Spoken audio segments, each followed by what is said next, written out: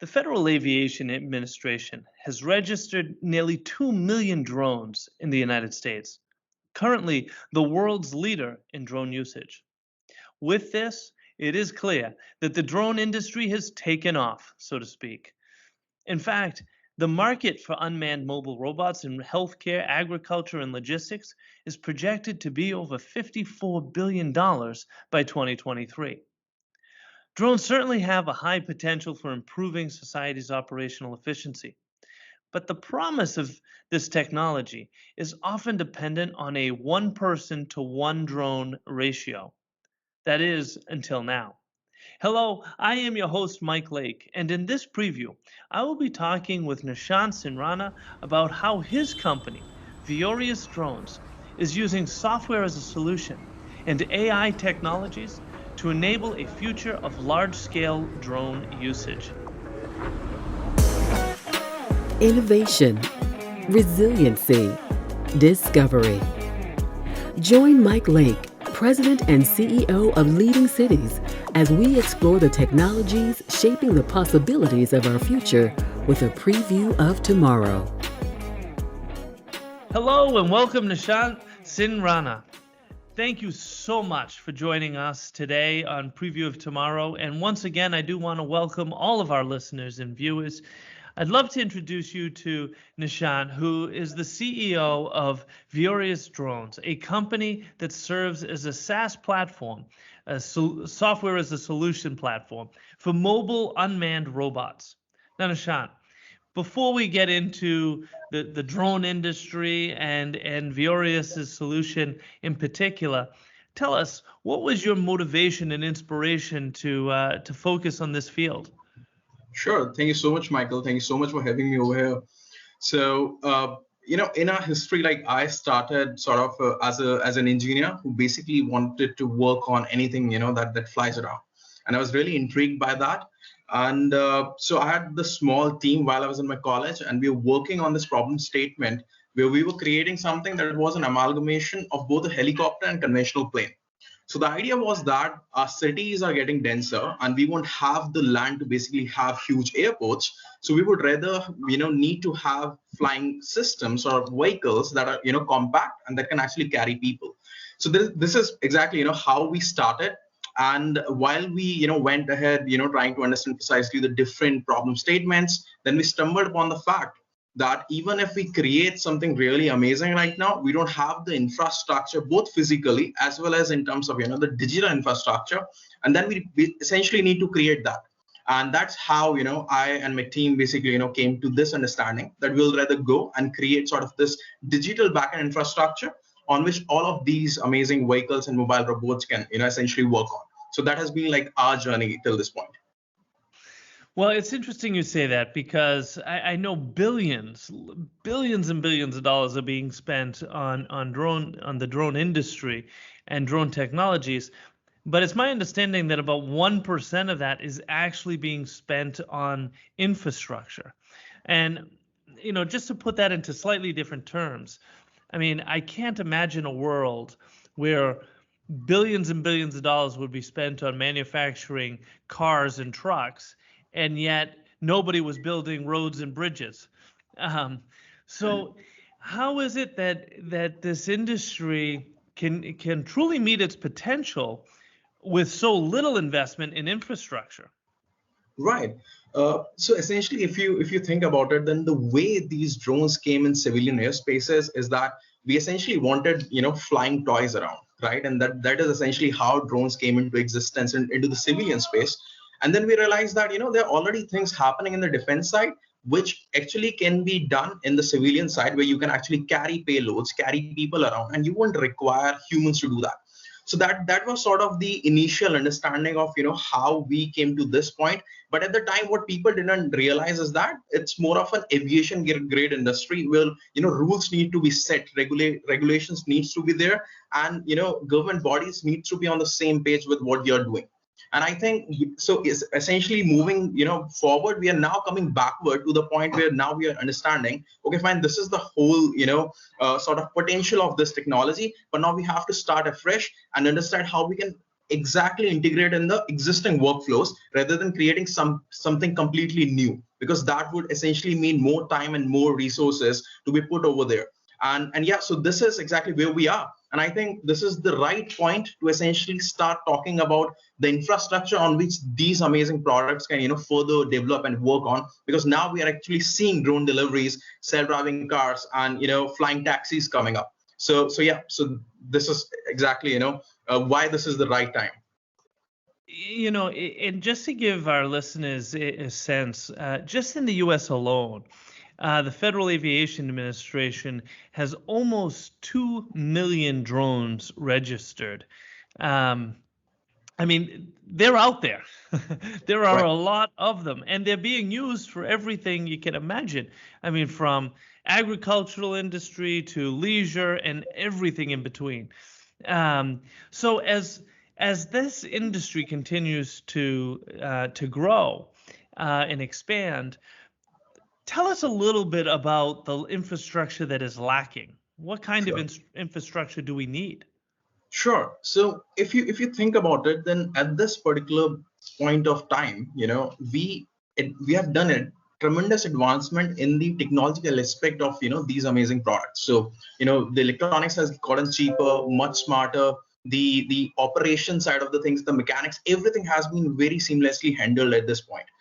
The problem now is that how the operation. So every single time if you talk about operation, you talk about scalability, reliability, and safety, right? And that is the major thing that anyone is looking at, where, to do any specific application. So if we specifically talk about the tech stack or the tech development that has happened in making sure that this is scalable, reliable, and robust, that this is something that needs to be done now. So these systems essentially, lack proper communication protocols. They require constant supervision. You always need a human. So you're talking about unmanned robotic systems, but then you need humans to basically, pilot them and command them, which essentially breaks the whole point of running an unmanned system, because you essentially want to save that cost to be utilized by these robotic systems out there.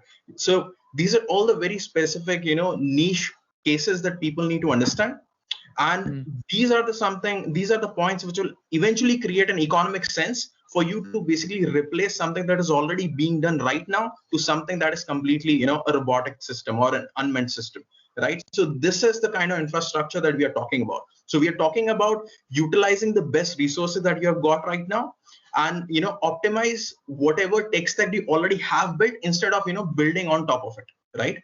So this is what we see. So, when we think about the expanding opportunities of using drones, that just compounds this problem of lack of infrastructure even further.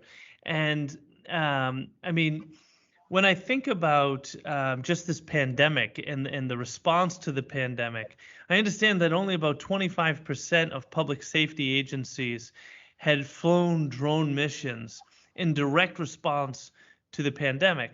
Now, as this technology develops, we can see that, God forbid we have another COVID-19 type incident, that number is only going to grow. So what happens then with the challenge of not having the infrastructure and having an ever increasing need?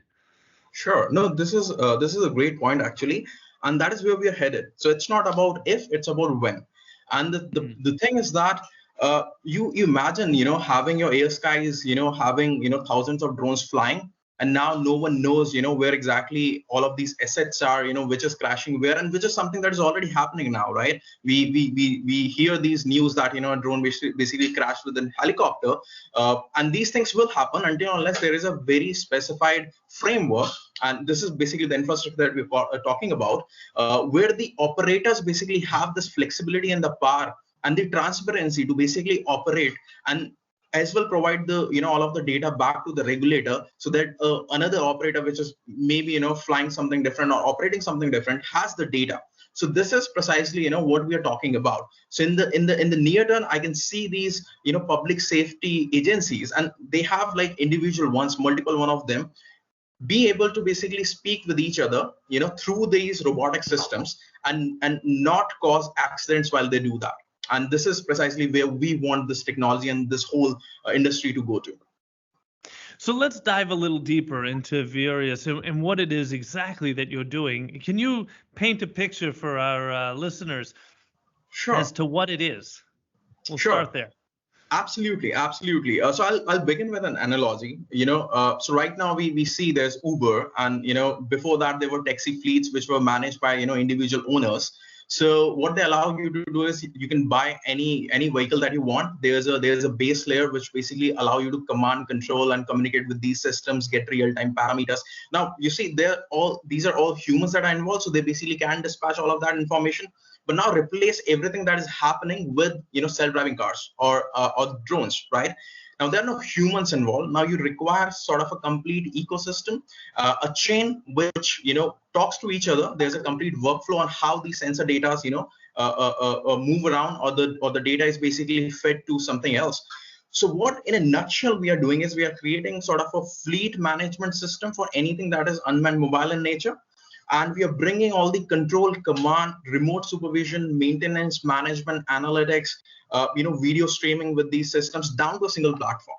So what we are saying now is that we are here to democratize the kind of robotic operations. You say we are not democratizing robotics as much we are democratizing the operations, where anyone with a hardware robotic system can come in, plug into our ecosystem, and just start doing these services, right? So this is precisely where we come into the picture. So that plug and play, forgive me for using the expression, but that plug and play method, I mean, really opens this up for any drone, any application, and for any user to therefore have, for instance, a fleet of drones provided by an array of manufacturers, Right. providing a wider range of services, and to be able to operate it all from one dashboard or one operating system. Is that Right? a No, fair absolutely. summation? Absolutely. And just carrying on to that, if we talk about how things are happening right now, then you require one human that basically controls and command one of these robotic system or these drone, right? But if you're talking about a scaled native or a scale system which is doing this, then you require a lot of humans to do that, and that essentially will create again a sort of a not such a nice economic scenario for you guys, right? But now the amazing thing is that we essentially can control and command up to 255 drones through a single stack, where one human is actually supervising everything that is happening, and we reduce all of that piloting cost for these B2B players out there, and we essentially make the whole operation, which is the economic feasible kind of scenario, and that is where we are heading. So currently we can allow you to control and command up to 6 drones within any modest computational device, even with your mobile phone, and from there we're aiming to basically take it to about 255 as we move forward. So right now, let me just repeat that. Right now, one individual can control 6 drones, but you want to get it to what number? 255. As we increase I thought on that's the what you data, said. yeah. As we increase on the data, and as the algos become more complex, then like what we believe is that there's always going to be a human that will take decisions, but then something that is very in terms of well planned and stuff. These robots should do their work, however they are planned to do it, and then a human can actually take all of the decision, from a superficial level, not being very, inclined or involved with every individual system's performance, right, which is happening right now. So essentially semi-autonomous. You can say that. So the idea is autonomous, but if you think about going there, so you're not going to be just 0 to 1. So there are going to be multiple stages till you reach complete autonomy, and that is precisely how we aim to reach there. So I don't want to just go out there and say, hey, we basically want to make this whole system completely autonomous. The way that is that we basically have defined our milestones, the way that we want to move ahead. So currently we allow 1 to 6, and as we move forward, we want to allow 1 to 255, and maybe in future you won't even require humans to begin with.